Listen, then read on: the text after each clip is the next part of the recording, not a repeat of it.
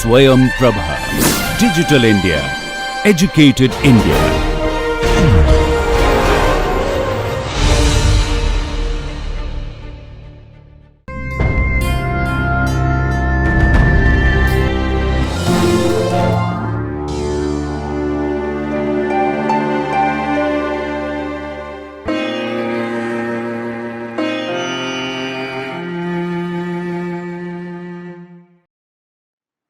Welcome dear learners. This is a video for the subject of education for the course of Bachelor's in Education, and this paper is Conceptual Foundations of Education. Here we are going to start the topic on Introduction to Education and Related Concepts. And in this lecture, we will be discussing the concept of education, its meanings and definitions. This video is recorded by Dr. Iram Khan. The course coordinator of this video and the presenter of this video is Dr. Iram Khan from Jamia Millia Islamia, New Delhi. The academic expert or reviewer for this video is Professor Jasim Ahmed from Jamia Millia Islamia, New Delhi. This video is produced under the project DTH Swayam Prabha channels of MHRD, New Delhi. Hello my dear learners, I am Dr. Iram Khan, Assistant Professor at IASC Faculty of Education, Jamia Millia Islamia, New Delhi. Today I am going to start a new topic, which is the Introduction to Education and Related Concepts. In this lecture, we will be discussing about the concept of education, its meanings and definitions. So first, let us see the objectives of this particular lecture. So in due course of this lecture, we will be discussing the concept of education and its relationship with philosophy. We will describe the various meanings of education. We will elaborate the different definitions of education given by eminent people, and we will critically analyze the various definitions of education. So first of all, let us see the concept of education and its relationship with philosophy. So the interdependence of philosophy and education is clearly seen from different facts that the great philosophers of all times have also been great educators, and their philosophy is reflected in their educational systems. This interdependence can be better understood by analyzing the implications of philosophical principles in the field of education. So before analyzing the educational implications of general philosophy, we should know the concept of philosophy and education. So what is the relationship between the concepts of philosophy and education? Each one of us has a personal philosophy which we apply consciously and unconsciously in our day-to-day life. So each philosophy reflects a unique view of what is good and what is important for each one of us. So in this sense, philosophy is the system of beliefs about our lives. So the literal meaning of philosophy is the love of wisdom, which is derived from a Greek word philos, which is the meaning of philos is love, and Sophia, which means wisdom. So wisdom does not merely mean knowledge. It is a continuous seeking of insight into basic realities, the physical world, life, mind, society, knowledge, and values. So all these things, the continuum of all these things actually make our wisdom, and then the inculcation of knowledge actually takes us to make us uh, on a way of making our own philosophy. Let us see what is educational philosophy and philosophy of education. So the chief task of philosophy is to determine what constitutes good life, whereas on the other hand, the main task of education is how to make life worth living. So philosophy and education are we can say that they both are mutually reconstructive.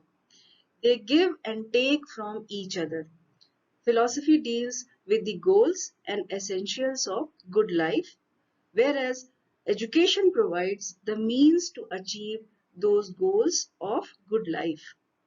In this sense, philosophy of education is a distinct but not a separate discipline. It takes its contents from education and its methods from philosophy.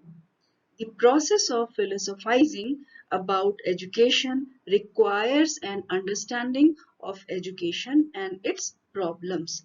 So we can say that philosophy of education is the application of all those philosophical ideas to educational problems. It is not only a way of looking at different ideas, but also of how to use them in the best way. Now we can say that it can be actually said that philosophy is the theory while education is the practice. So practice basically can't be unguided. We can say that the practice always is guided by theory, and if this is not happening, then we can say that theory becomes aimless. So, and it also becomes inconsistent and inefficient, just as we have seen that the theory which is not ultimately translatable into practice is useless and confusing. So in the words of a very eminent philosopher, Ross, philosophy is the contemplative side, while education is the active side. So philosophy deals with the ends, while education deals with the means and techniques of achieving those means. So educational philosophy depends on formal philosophy because most of the major problems of education are in fact philosophical problems. Like we can see that in case of general philosophy, educational philosophy is speculative, prescriptive, critical, or analytical. So in this way we can say that there is a close relationship between the educational philosophy and the philosophy of education. Then now let us see the concept of education. What exactly is this concept of education? Education does not mean mere schooling or only giving some sort of transaction of knowledge. To become educated is to learn to become a person, a civilized person. So etymologically, education is derived from the word educare, which means to lead out or to draw out. So, in a broad sense, education refers to an act or experience that has a formative effect on developing character or physical ability of an individual. Education in this sense never ends. We truly learn from experiences throughout our lives. Once we take birth until we die, we actually go through all those experiences which in combination make the education.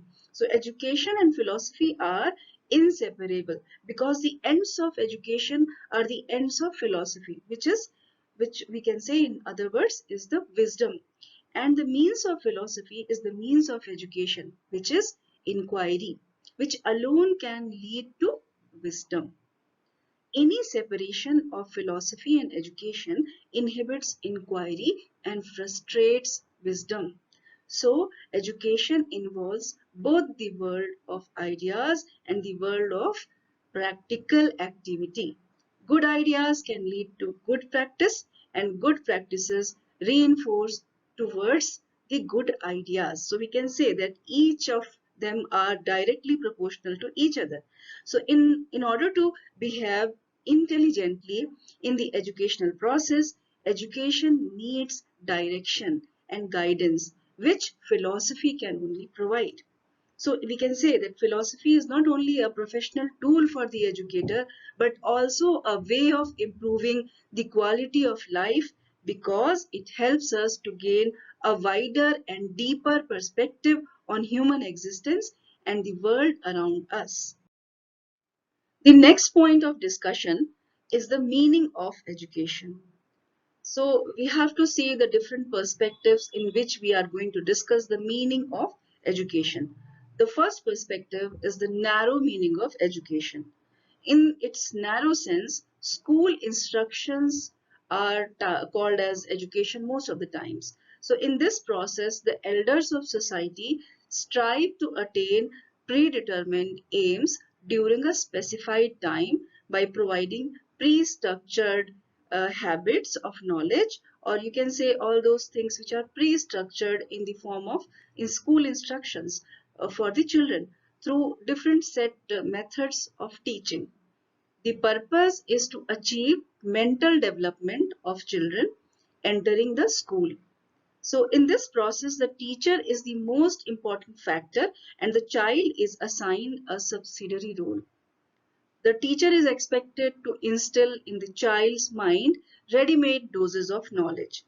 By this, the child can develop into a kind of rote memorization device or a kind of parrot who is repeating the crammed knowledge very much mechanically.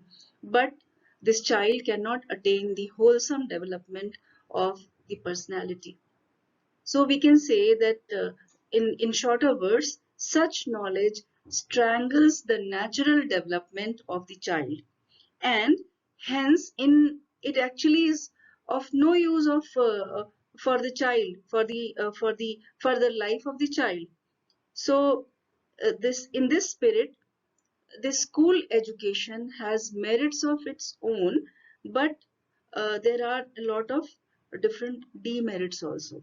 In the words of John Stuart Mill, the culture which each generation purposefully gives to those who are to be its successors in order to qualify them for at least keeping up and, if possible, for raising the level of improvement which has been attained. So these are the words of John Stuart Mill in terms of this the narrow meaning of education.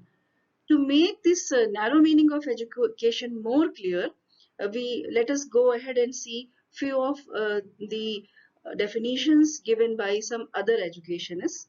Uh, so the first definition here is by S.S. Mackenzie. According to him, in narrow sense, education may be taken to mean any consciously directed effort to develop and cultivate our powers. So this is the definition, the narrow meaning or the narrow sense definition of education given by S.S. Mackenzie. The other definition is by Professor Draver. So let us see what Professor Draver has given as the narrow meaning or the narrow definition of education.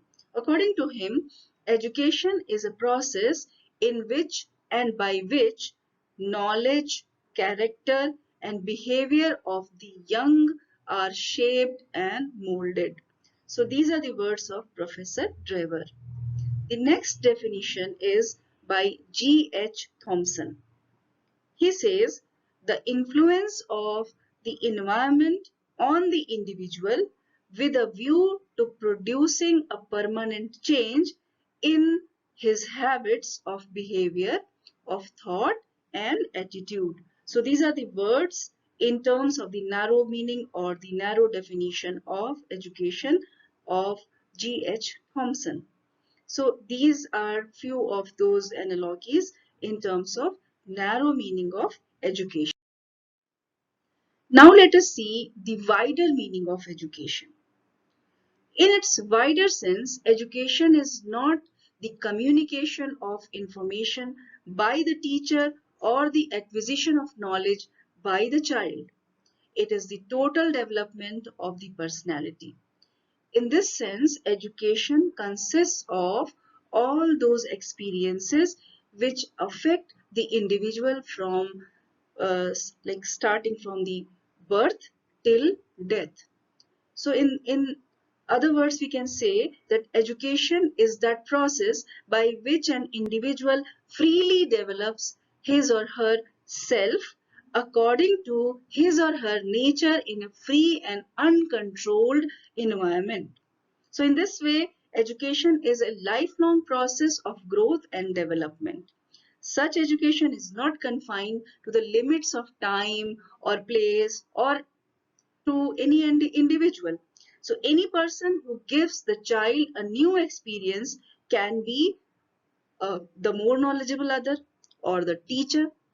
In few of the cases, teacher is that person who is providing this new experience to the child.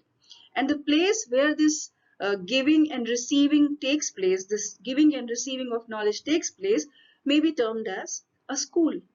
So in very few words, we can say that the education is essentially a process of growth and development which goes on throughout the life. So throughout the life, we actually gain the experiences and we get educated. uh, Rousseau exhorted his philosophy of naturalism, keeping his wider concept of education in the central point. So some of the uh, like uh, uh, in case of Rousseau, this naturalism philosophy actually keeps the child at the center and education at the viewpoint. Now let us see few of those eminent scholars and their interpretations in terms of the wider concept of education. Let us see few of those definitions. So the first definition is of S.S. Mackenzie. According to him, in the wider sense, it is a process that goes on throughout life and is promoted by almost every experience in life. So we have seen that S.S. Mackenzie has also given a narrow definition of education, as well he has given the wider sense or wider definition of education, which is actually very much different from the narrow definition. Now let us see the next definition given by our own Mahatma Gandhi. By education, according to Mahatma Gandhi, by education, I mean the all-round drawing out of the best in child and man, body, mind, and soul. So these are the words of Mohandas Karamchand Gandhi or Mahatma Gandhi. So he means that by education, the best of a human being can be drawn out, and it it actually it happens in terms of body, mind, and soul. Then the next definition is by Dumville. According to Dumville, education in its widest sense includes all the influences which act upon an individual during his passage from cradle to the grave. So he also thinks that education actually goes like starting from birth till the death of a person. That is why he says that cradle to grave. So this was the definition by Dumville. So we have seen now the narrow definition, and here we have seen the wider definitions or the wider meaning of education. The next is the analytical meaning of education. So we have already discussed that we have actually seen all those etymological meaning of this word of education, then the narrow and the wider meaning of education.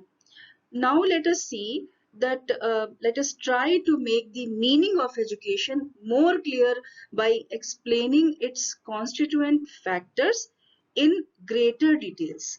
So the first point which I would like to mention here will be that education is not limited to knowledge imparted in school premises.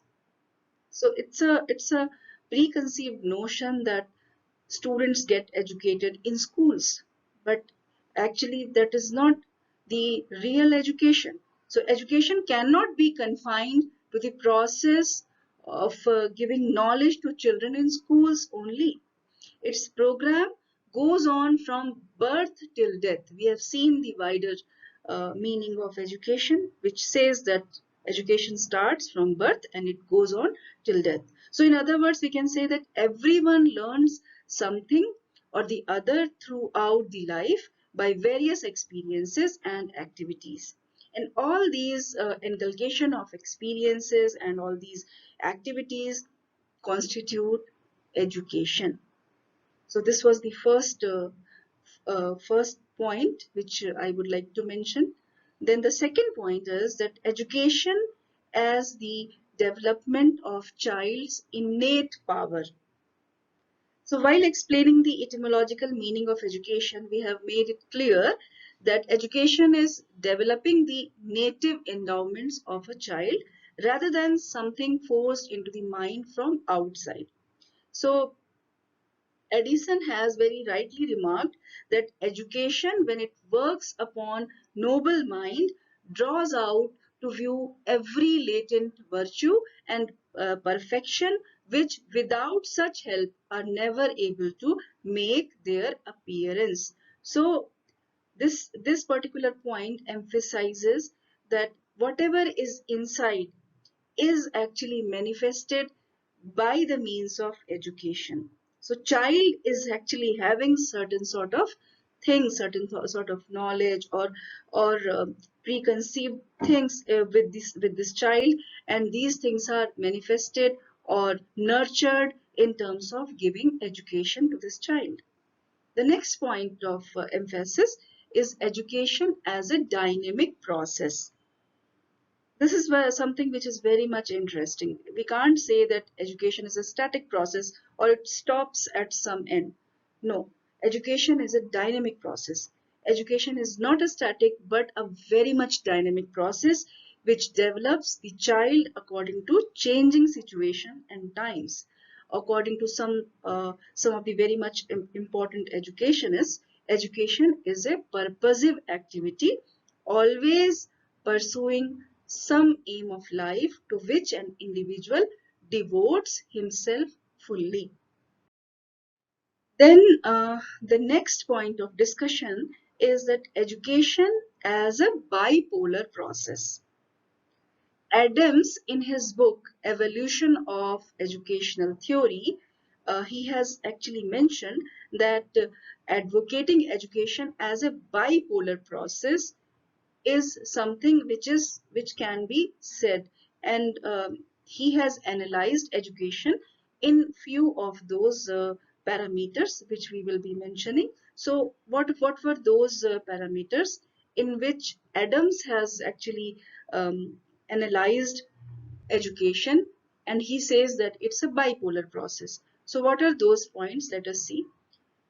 First point is that education is a bipolar process in which one personality acts upon another in order to modify the development of the other.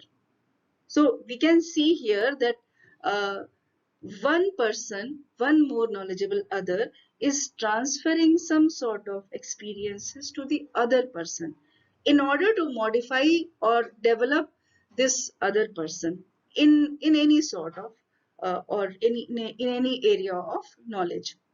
Then the next point is that the process is not only a conscious or like it's not only a conscious one but a deliberate one. We can't say that it's not a consciously done process.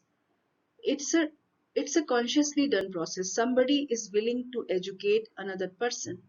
So the educator has the clearly realized intention of modifying the development of the student or the person to whom he is trying to educate.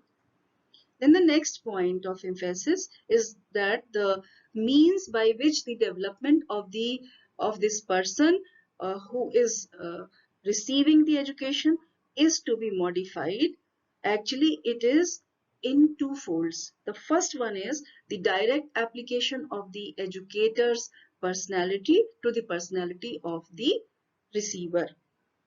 Means that by observing the teacher or by observing the educator, the receiver or the student is gaining knowledge or getting educated. And the second point is that the use of knowledge in its various forms, where this educator or the teacher is directly teaching or transferring his or her knowledge to the receiver or the student. So these are the points which were discussed by Adams.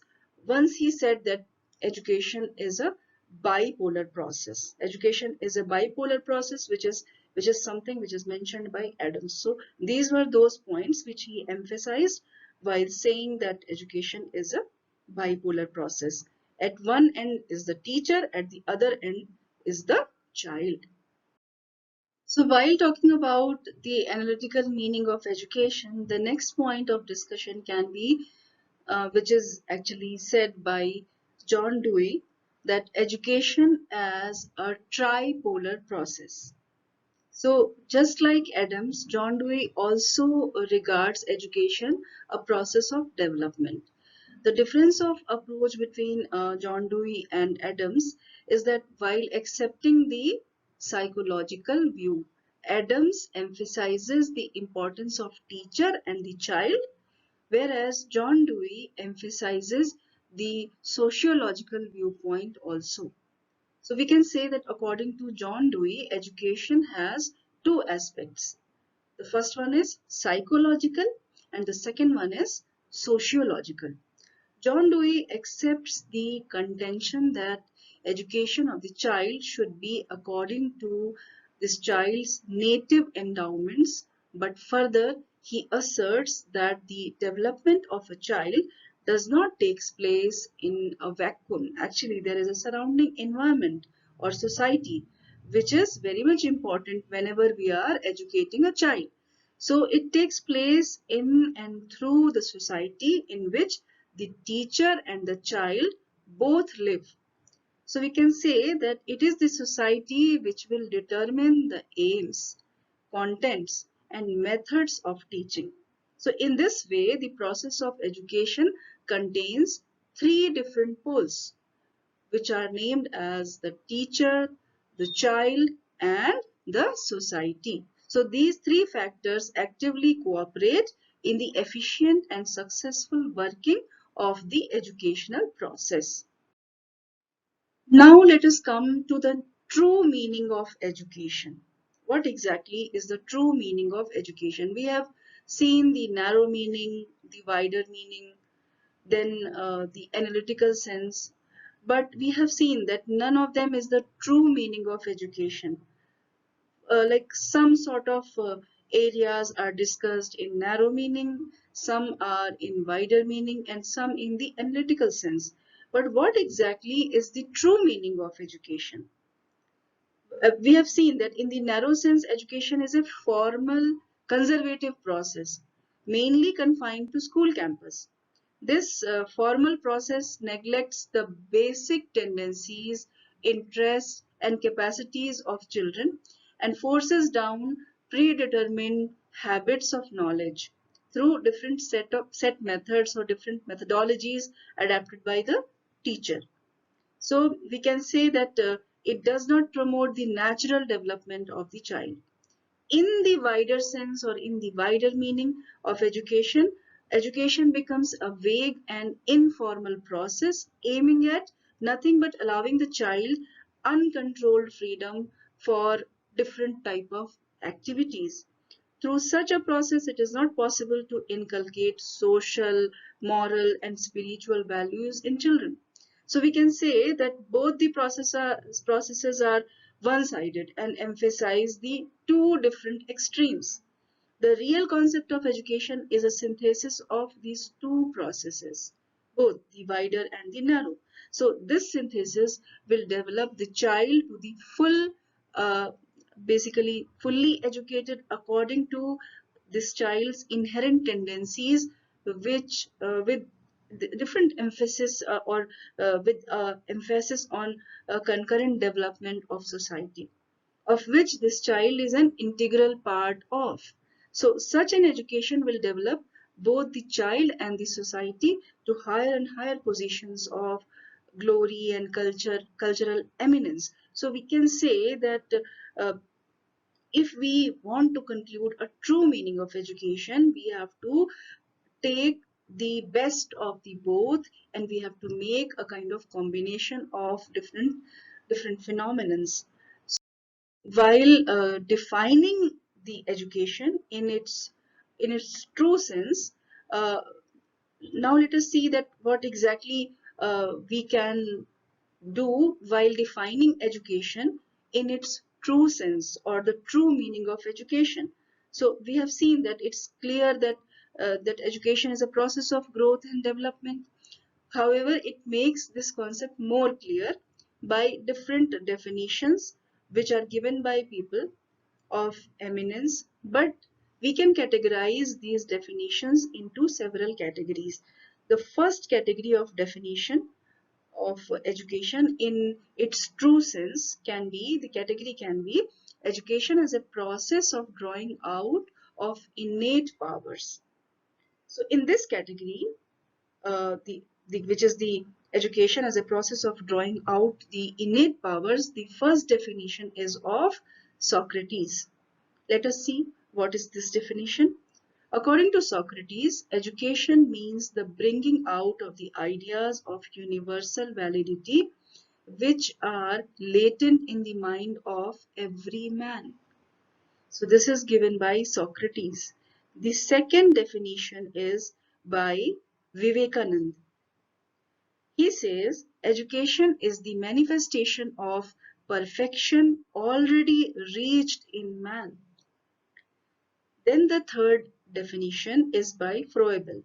He says that education is a process by which the child makes the internal external. So this is by Froebel. So these are the three definitions which we have discussed in this particular category, where we have seen that the process of drawing out of the innate powers is considered to be the education. Category is education as a process of development of individuality. Under this category, there are several definitions. We will see the first definition by R.N. Tagore, Rabindranath Tagore. He says that education means to enable the child to find out ultimate truth, making truth its own and giving expression to it. So this is the first definition. The second definition is by Pestalozzi. Pestalozzi says that education is a natural, harmonious and progressive development of man's innate powers. Then comes the next definition by Immanuel Kant. Kant says that education is the development in the individual of all the perfection of which he is capable. So this is the definition of Kant. Then T.P. Nunn says that education is the complete development of individuality of the child so that he can make his original contribution to human life according to his best capacity. So these are few of those definitions which come under the category of education as a process of development of individuality. The next category is that education as a process of producing change in the group. And under this category, the first definition is of Brown. So Brown says that education is the consciously controlled process whereby changes in behavior are produced in the person and through the person within the group. Then the next definition is given by, it's actually taken from the report of the Commission of the Reorganization of Secondary Schools of USA. And according to this report, the purpose of education is to develop in each individual the knowledge, interests, ideals, habits, and powers whereby he will find his place and use that place to shape both himself and society towards nobler ends. So this is the definition which is actually given by or is taken from the report of the Commission on the Reorganization of Secondary Schools of USA. So this was the third category, which was education as a process of producing change in the group. The next category is education as a process of adjustment to environment. Here the first definition is given by Bossing. He says the function of education is conceived to be the adjustment of man to his environment to the end that the most enduring satisfaction may accrue to the individual and the society. The next definition under this category is given by James. According to James, education is gradual adjustment of acquired habits of such action as will fit the individual to his physical and social environment. So uh, with this education as a process of adjustment to environment, this category is having these two definitions. So now let us see that we have seen lots of definitions under different categories, but there are certain criticisms of all these definitions, and after these conceiving all those criticism, we will see that what can be the ideal definition of education. So we have now seen all those definitions, and we are now clear that since the times of Socrates and Plato to the modern times of John Dewey and Gandhi, various educationists have defined education in various ways. There were people who were defining education in one way and people defining education in some other way. So we can say that the field of education is so vast and varied that to give a specific definition of education about which all educationists agree is very difficult. So coming on any consensus is actually very difficult, but it is not impossible. So we see that some educationists have defined only one aspect of education, whereas the others have emphasized on the other phases or other ways of defining education they have adapted. So the reason of this difference of opinion is that different educationists, most of whom were philosophers, have different views about the aim of life. So as we have got different schools of philosophies, and under these schools, if we talk about idealists, the aim of life in idealism is spiritual development. So if somebody is belonging to the school of philosophy, which is idealism, the definitions will given by them will be different. So they regard education as a spiritual process which aims at bringing together the soul and the creator, leading to self-realization. But in the same way, if we talk about the pragmatism school of philosophy, those people who belong to this school or the pragmatists think about education as a process of social progress. Because of this difference in the philosophy of life, different educationists define education differently. So the fact is that the real concept of education is not related solely to any of these school of philosophies or the views given by different educationists. So it is more than either of them. Basically, if we combine most of them, then in real sense we can come to one actual definition of education.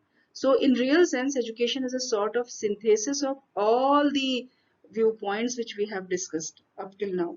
So in this sense, education includes the individuals, the society, the environment, the social fabric, and the prevailing traditions, and even more than what we have discussed.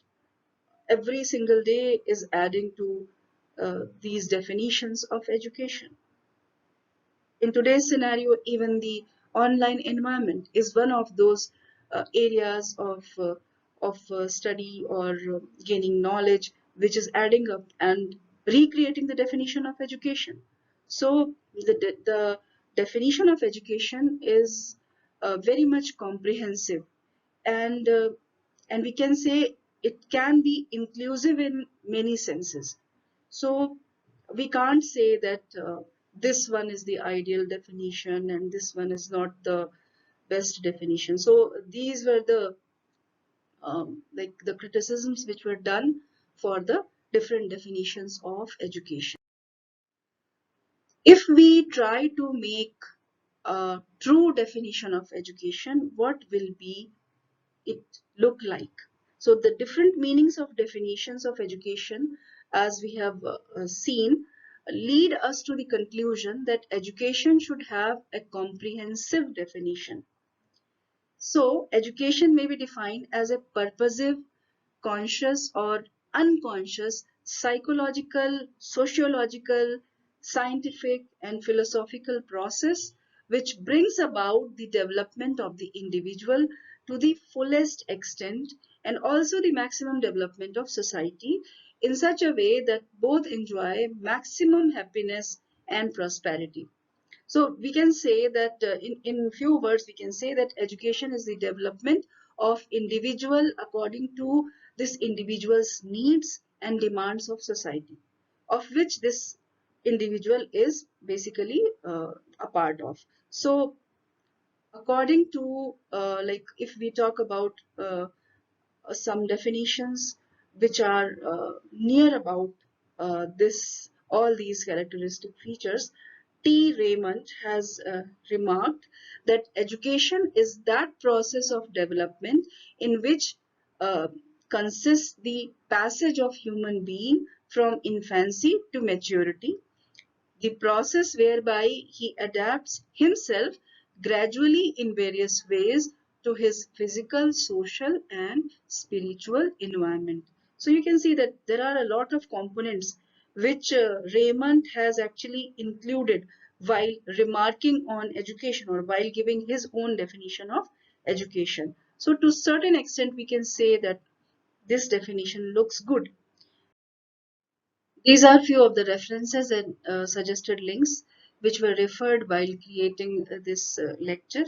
So these can be referred by anybody who is willing to know more about this topic.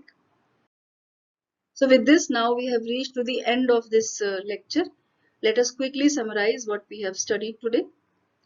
The first thing which we have studied is the meaning of education and its relationship with philosophy. How educational philosophy and philosophy of education actually are related to each other. How they actually dwell on each other for making the life of an individual better. Then we have seen the narrower meaning of education, the wider meaning of education, and the analytical meaning of education. And we have concluded uh, adding on all those typical features from all these three types of uh, different ways in which we can define education to the true meaning of education. And then we have seen different definitions for these different scenarios of education, different definitions given by different eminent people. So we have seen the respective definitions of education, and then we have also seen that how these definitions given by different people were actually criticized in many ways. So I hope that with this, now we have got this point very much clear in our mind that what exactly is meant by education and how it is very much necessary and important for everybody's life. I hope that this discussion would be fruitful for you all, and hopefully we will see each other in another session. Thank you so much. Dear students, we were watching a video on the introduction to education and related concepts, and in this lecture we have discussed the concept of education, its meanings and definitions. This video lecture was recorded by faculty at home during the national lockdown period for COVID-19 pandemic using minimal technical resources. Technical errors, if any, are unintentional and may please be ignored. For any queries with regard to this lecture or broadcast, kindly send your email to techsupport@dth.ac.in. Thank you so much.